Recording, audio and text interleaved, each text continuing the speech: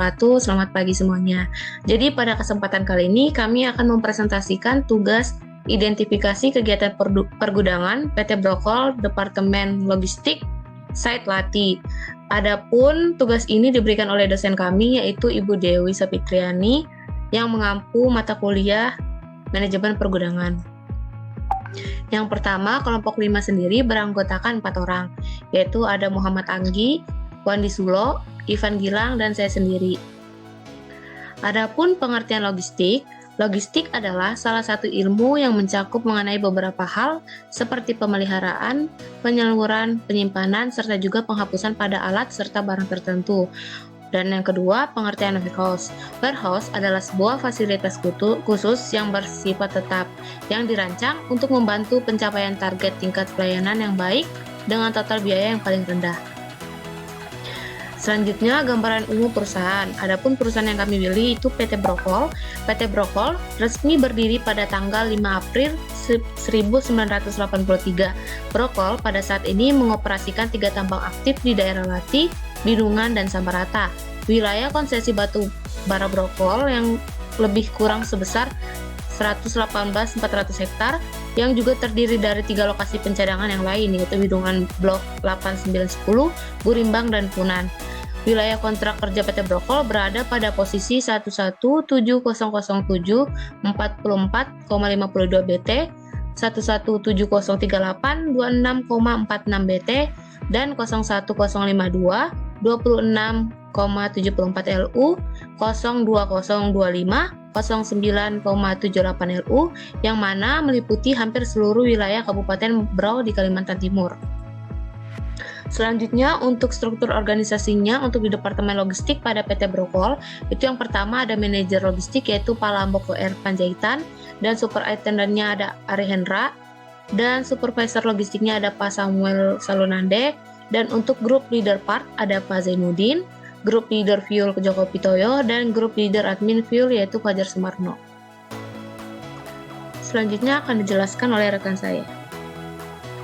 Baik, dokumen logistik akan saya jelaskan selanjutnya. Baik, di sini ada picking slip atau delivery order.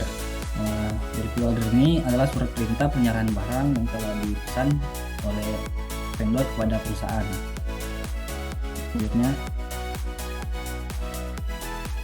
Selanjutnya adalah bukti issue reservation. Ini adalah dokumen yang dipergunakan untuk mendokumentasikan proses penggunaan barang di proyek dan sebagai acuan pencatatan kemudian terima barang yang telah dilakukan yang barang masuk di dalam gudang. Selanjutnya di sini ada good receipt, adalah proses penerimaan barang atau tanda penyelesaian pekerjaan jasa berdasarkan PO yang sudah disetujui. Selanjutnya di sini ada form pemeriksaan barang. Di sini adalah form yang berisikan list barang yang masuk sesuai dengan PO yang telah dipesankan. Selanjutnya di sini adalah surat material reservation. Ini adalah list barang yang akan dipesan yang kemudian akan ditindaklanjut menjadi PO yang diterima dari warehouse crew dan diperiksa oleh pengawas yaitu foreman logistik. Selanjutnya akan dijelaskan oleh teman saya.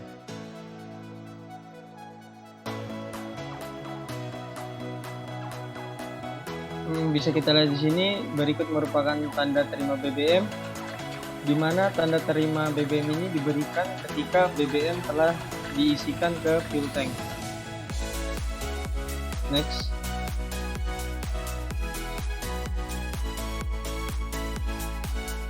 Ini merupakan voucher penerimaan barang.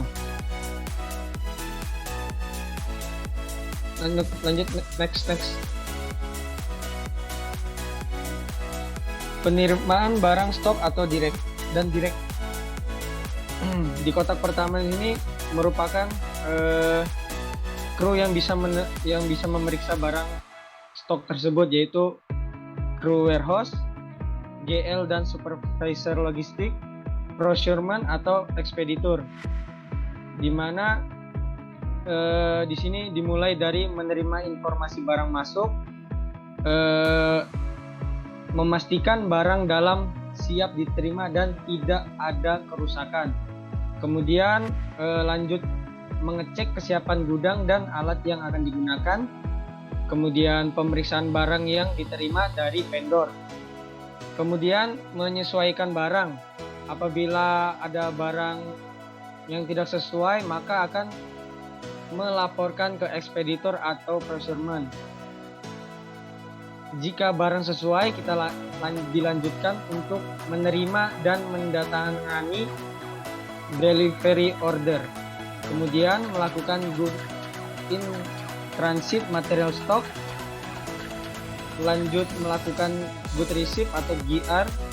Kemudian memberikan email GR ke vendor. Setelah memberikan email, kita akan lanjut ke input database, receiving part stock and direct. Kemudian menyimpan barang sesuai tempatnya. Lanjut membuat inventory card. Terus melaporkan penerimaan barang ke user dan selesai. Next. Di sini merupakan flowchart pengeluaran barang. Next.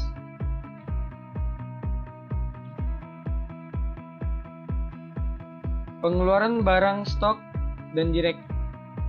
Dimulai dari membuat MR atau GR atau form penerimaan material direct.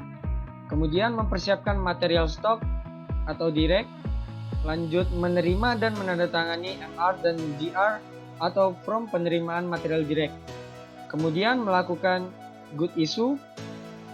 Terus dilanjut untuk input database issue part stock and direct. Kemudian melaporkan pengeluaran barang ke user dan selesai.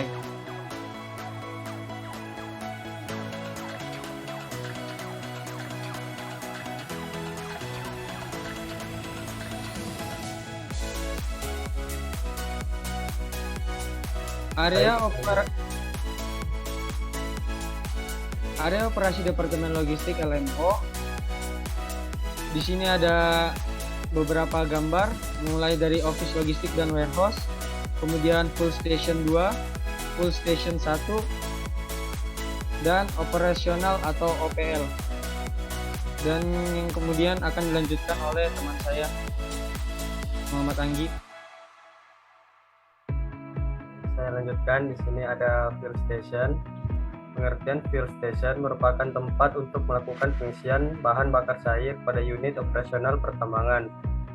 Unit yang melakukan pengisian di fuel station yaitu fuel truck atau disingkat FT. Next. Kemudian di sini adalah gambaran tempat dari fuel station 01 Departemen Logistik Lati Mining Operation. Next. Selanjutnya di sini adalah tempat fuel station 02 Departemen Logistik Lati Mining Operation. Next. Kemudian di sini ada operasional atau OPL. OPL merupakan tempat untuk melakukan pengisian BBC pada unit operasional pertambangan. Unit yang melakukan pengisian di OPL yaitu leg vessel atau LV, bis, genset, dozer. Next.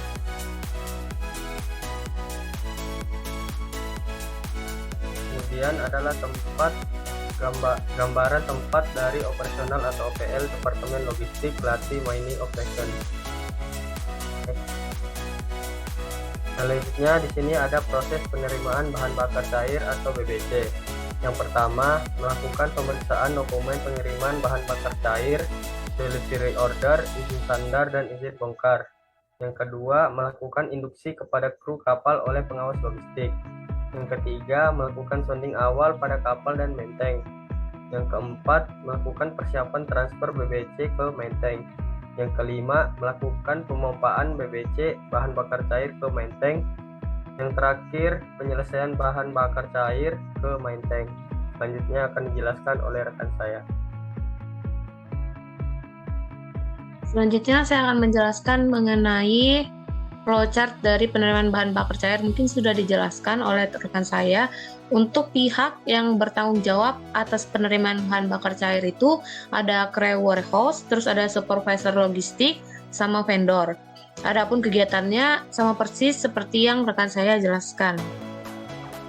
Selanjutnya ada pengeluaran bahan bakar cair yang dimana pihak yang bertanggung jawab terhadap pengeluaran bahan bakar cair BBM solar itu ada crew warehouse, supervisor logistik, dan vendor. Adapun kegiatannya dapat terlihat di sini, yaitu yang pertama mulai, yang kedua persiapan pengisian solar yang dimana kita perlu sounding dulu di awal berapa soundingannya, kemudian dicatat, dan selanjutnya itu mulai pengisian solar yaitu menggunakan verifikasi chip pada smart fill, dan selanjutnya menghentikan pengisian solar.